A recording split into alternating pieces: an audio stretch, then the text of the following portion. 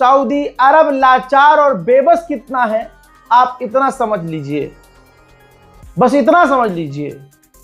कल तक ये अमेरिका के साथ था और बड़ा खुश था कि चलो जो भी है अमेरिका के साथ है, ईरान के साथ नहीं हो सकते चाहे कुछ भी हो। फिर हुआ क्या, आज की ताजा जानकारी जान लीजिए। ये रात को मैं किसी अपडेट में बता चुका हूं, अब खुलकर सामने आई है कि सऊदी नहीं चाहता बल्कि गल्फ देश चाहते नहीं है कि अमेरिका स्ट्रेट ऑफ हॉर्मूज पर बैरिकेडिंग करे, उसको ब्लॉक करे। भाई लड़ाई तो गुलाबी सुअर को पता ही नहीं है, कंफ्यूज है वो कि उसे रास्ता खुलवाना था, बंद नहीं करवाना था। अब अरब की औकात देखिए, अमेरिका कुछ भी कर रहा है वो अरबों से पूछ थोड़ी रहा है, ब्लॉक कर दिया रास्ता। अब अरब को दिक्कत होना शुरू हुई और अरब प्रेशर बना रहे हैं अमेरिका पर, खासकर डोनाल्ड ट्रंप पर प्रेशर बना रहे हैं सारे अरब देश कि भैया ये स्ट्रेट ऑफ हॉर्मूज बंद मत करो, इसे खोल दो प्लीज। यानी कल जो ये तमाम अरब देश ईरान से कह रहे थे वही सेम बात अब इससे कह रहे हैं, भाई स्ट्रेट ऑफ हॉर्मूज खोल दो।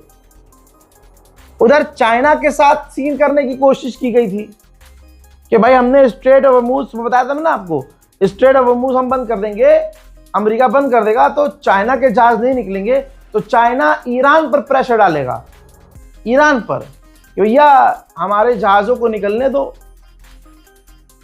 भाई आप रास्ता खोलो ताकि आगे से अमेरिका भी खोल दे। लेकिन ऐसा हुआ नहीं। पहले अटेम्प्ट में जब पहले जहाज चीन का गया तो भले ही अमेरिका की नौसेना ने रास्ता नहीं दिया, लेकिन दूसरे अटेम्प्ट में चीन के जहाज को रोकने की कोशिश नहीं की जा रही है, अमेरिका के बैरिकेड से निकलने के लिए तैयारी हो रही है। ठीक, क्योंकि भाई यहां तो पूरी खिचड़ी पक गई, कौन क्या चाहता है, किसका क्या मकसद पता ही नहीं चल रहा। अब देखना यह है कि आगे होता क्या है, लेकिन अरब इसमें अच्छे से पिस रहे हैं। अमेरिकी सेनेटर्स का कहना यह है कि डोनाल्ड ट्रंप जो महंगी जंग ईरान से लड़ रहा है उसका पैसा अमेरिका के टैक्स पेयर चुका रहे हैं, सबकी जेब पर असर पड़ रहा है। हालात ऐसे हैं कि अमेरिका की हालत पतली हो रही है। अमेरिका के मिनिस्टर्स ने कहा है कि अभी अमेरिका में तेल के दाम और बढ़ेंगे। डोनाल्ड ट्रंप को क्या करना है भाई, सरकारी खर्चे पे उसको चलना है, तेल के दाम बढ़े या घटे, एक दिन देखना अमेरिका में बड़ा बवाल होने वाला है। अच्छा, ये खबर कंफर्म हो चुकी है कि दोनों दोबारा बातचीत करेंगे, फेस टू फेस करेंगे और अमेरिका और ईरान आमने सामने बात करेंगे जैसे पहले की थी, और पाकिस्तान में ही ये बात होगी। जी हाँ, मैंने बता दिया था कि बात होगी, लेकिन लोकेशन कंफर्म नहीं है, लोकेशन फिर से पाकिस्तान है। पाकिस्तान ही दोनों के बीच एक बार फिर से आमने सामने बात करवाने की कोशिश करेगा। हजरात, पाकिस्तान से क्या उम्मीद करेंगे, याद रखिएगा पाकिस्तान भले ही दुनिया को दिखाएगा अपने एक्शन से ओहो ईरान हमारा अपना है, लेकिन असल में ये पाकिस्तानी ऑफिशियल, आवाम की बात नहीं कर रहा हूँ, ये पाकिस्तान की जो ऑफिशियल है ना, फौज है, अफसर हैं, ये जितने लीडर्स हैं, ये सब के सब अमेरिका के गुलाम हैं, अमेरिका का पिछवाड़ा जबान से चाटते हैं। ये जैसे एक एक्स पाकिस्तानी ऑफिशियल है, जनरल मोहम्मद सईद नाम का एक कुत्ता है पाकिस्तान का जानवर पालतू, कह रहा है ईरान इतना मजबूत नहीं है, ईरान इतना मजबूत नहीं है कि लंबे समय तक वो अमेरिका और इजराइल से लड़ सके। आप समझ रहे हो, जहां सारी दुनिया ने ईरान का लोहा माना है, वहां पर पाकिस्तान का एक पालतू आके कहता है कि ईरान नहीं लड़ सकता लंबे समय तक। दुनिया के हिसाब से, सुन मेरी जान, सुन पालतू कुत्ते सुन, दुनिया के हिसाब से, तेरे हिसाब से तो ईरान 7 दिन भी अमेरिका और इजराइल से नहीं लड़ सकता था, लेकिन हो गया ना 40 दिन से ऊपर। और उधर मामला गंभीर हो गया है।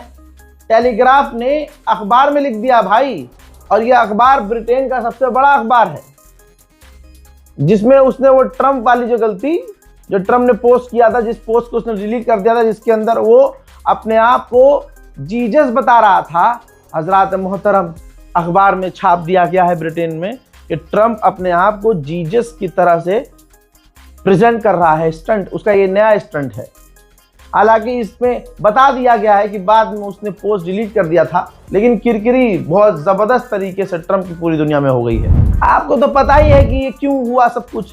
भाई पॉप के खिलाफ बयान दिया गया, पॉप ने अपने धर्म के हिसाब से, क्योंकि भाई धर्म के हिसाब से बयान क्यों देना था भाई, सबसे पहले अमेरिका ने, इसी डोनाल्ड ट्रंप ने ऐलान किया कि ये जो ईरान के खिलाफ जंग है ये ईश्वर की जंग है, गॉड ने मुझे भेजा है आपकी मदद के लिए, और जो भी जंग को लड़ेगा वो प्रभु के लिए लड़ेगा, गॉड के लिए लड़ेगा। समझ लो आप। ये बात जब पॉप को पता चली तो भाई जब तुम धर्म वाली बात कर रहे हो तो सबसे बड़ा उस मजहब का जो धर्मगुरु है वो तो बोलेगा, इंटरफेयर करेगा। उसने मना कर दिया कि नहीं ये धार्मिक जंग है ही नहीं, धार्मिक जंग। उसने ये नहीं कहा ट्रम्प गलत है, ट्रम्प आतंकवादी है, ट्रम्प वॉर क्रिमिनल, नहीं। उसने, उस पॉप ने सिर्फ इतनी बात कही कि ये जो बात कही जा रही है कि ज़्यादा से ज़्यादा सेना में शामिल हो, और डोनाल्ड ट्रंप ऊपर वाले का वो है, अवतार है, ईश्वर का अवतार है, और ट्रंप को भगवान ने यानी हमारे ईश्वर ने भेजा है हमारी मदद के लिए, लिहाजा ये जो जंग है ये धर्म की जंग है और ये आखिरी जंग है। ऐसा कुछ नहीं, ऐसा कुछ नहीं है। बस उन्होंने धर्म की बात को फैक्ट चेक कर दिया। अमेरिका को पसंद नहीं आया, अमेरिका ने बुलाया उन्हें, खरी खोटी सुनाई, उन्हें नहीं बुलाया, उनके वेटिकन शहर के एम्बेसडर को बुलाकर खरी खोटी सुनाई, और यहां तक कह दिया कि चर्च को अमेरिका की फौज अपने पैरों में झुका सकती है। कानून है एक ऐसा पुराना जिसके अंतर्गत उनको याद दिलाते हुए वेटिकन सिटी को कहा कि अमेरिका की पावरफुल फौज जो चाहे करवा सकती है, और आप अमेरिका के राष्ट्रपति के आगे नहीं रह सकते, अमेरिका जो कहेगा आपको वो मानना होगा। ये चीज और बुरी हो गई, लोगों के अंदर और गुस्सा कि अच्छा धर्मगुरु को धमका रहा है। फिर इसके बाद मामला आ जाता है इसके ऊपर, ट्रंप के ऊपर। ट्रंप आया था फुल भरम में, उसने अपने आप को भगवान घोषित कर दिया, वो ट्वीट कर दिया फोटो कि मैं जीसस हूँ।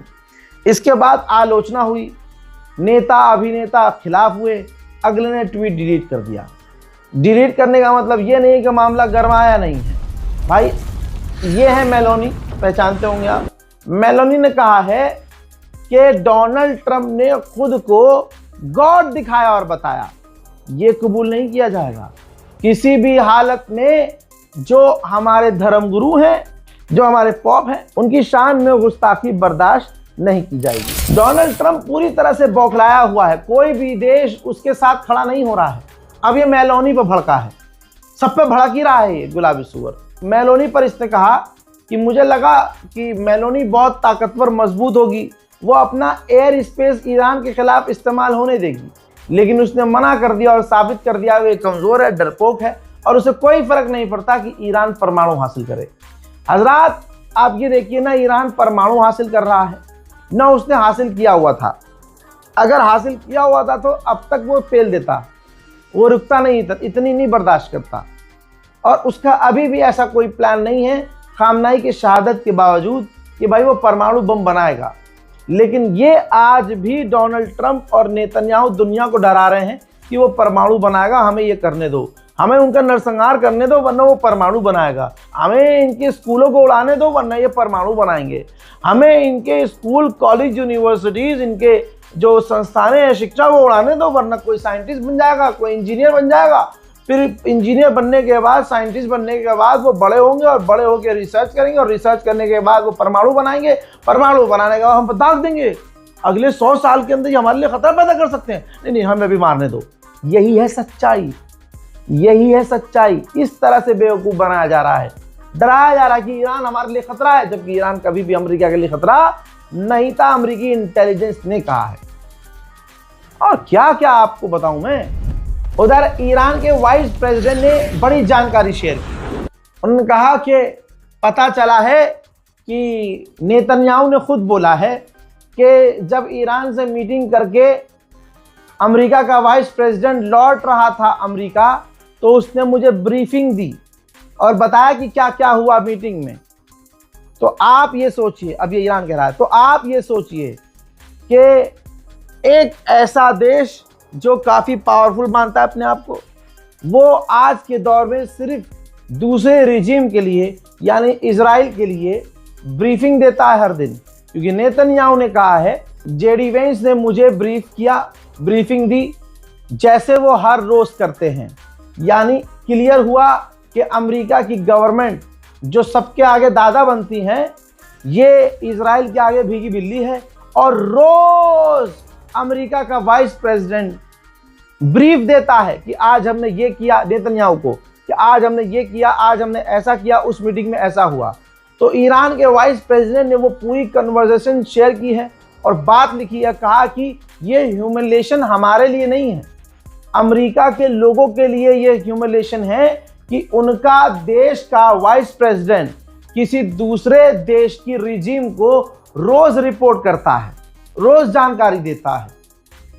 हमारा वरना कोई मतलब इनके मामलों से नहीं है, रिपोर्ट करते रहें, कुछ भी करें। और जंग की अमेरिका इजराइल क्या धमकी देंगे? जंग की धमकी तो ईरान दे रहा है। ईरान ने ऑफिशियली कहा है कि अगर हमारा राइट नहीं माना गया स्ट्रेट ऑफ हॉर्मुज में और हमारे हक को दबाने की कोशिश की गई, ज़बरदस्ती और कुछ भी हरकत की गई, तो फिर याद रखना दोबारा जंग होगी। हजरात, स्पेन का जिगरा देखने लायक है। कोई मुस्लिम देश के अंदर इतनी हिम्मत नहीं है ईरान के अलावा। स्पेन के प्रधानमंत्री ने कहा है कि इंटरनेशनल लॉ का वायलेशन किया जा रहा है, तमाम कानूनों को तोड़ा जा रहा है सिर्फ एक देश के द्वारा, इजराइल, और सारी दुनिया चुपचाप बैठकर देख रही है। दोस्तों, फिलहाल की रिपोर्ट में इतना। इस रिपोर्ट को शेयर कीजिए, इंतजार कीजिए मेरे अगले अपडेट का। तब तक के लिए जय हिंद।